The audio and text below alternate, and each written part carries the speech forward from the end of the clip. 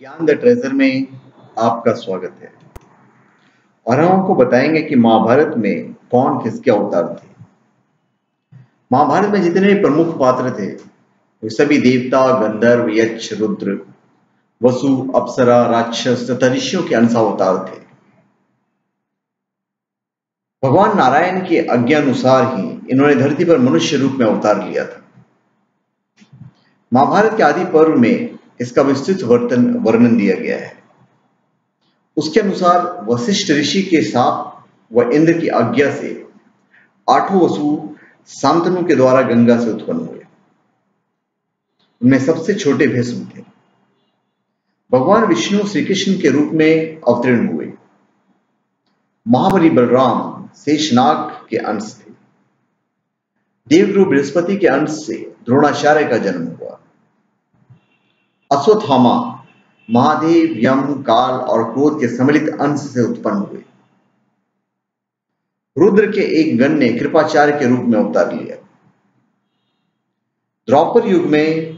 द्वापर युग के अंश से शकुनी का जन्म हुआ। अरिष्टा के पुत्र हंस नामक गंधर्व धृतराष्ट्र तथा उसके छोटा भाई पांडु के रूप में जन्मे।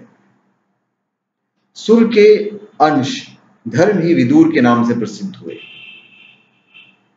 कुंती और माद्री के रूप में सिद्धि और घृतिका का जन्म हुआ था। मति का जन्म राजा सुबल की पुत्री गांधारी के रूप में हुआ था। कर्क शुर के अंशावतार थे। युधिष्ठिर धर्म के, भीम वायु के, अर्जुन इंद्र के तथा नकुल और सहदेव अश्विनी कुमारों के अंश से उत्पन्न हुए थे। राजा भीष्मक की पुत्री रुक्मणी के रूप में लक्ष्मी जी व द्रौपदी के रूप में इंद्राणी उत्पन्न हुई थी।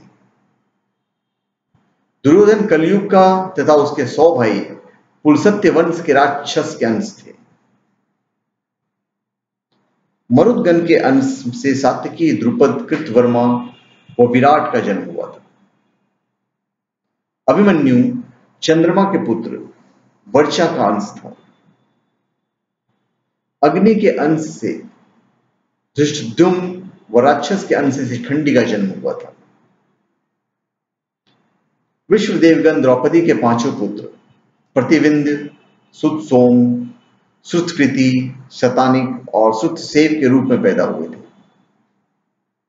दानवराज विप्रचिति, जरासंध व हिरण्यकशिपु शिशुपाल का अंश था। कालनेमी दैत्य ने ही कंस का रूप धारण किया था। इंद्र के आज्ञानुसार अप्सराओं के अंश से 16,000 स्त्रियां उत्पन्न हुई थी। इस प्रकार देवता, असुर, गंधर्व, अप्सरा और राक्षस अपने अपने अंश से मनुष्य के रूप में उत्पन्न हुए थे। तो धन्यवाद। आप हमारे चैनल पे सब्सक्राइब करें और अपने कमेंट दीजिए। धन्यवाद।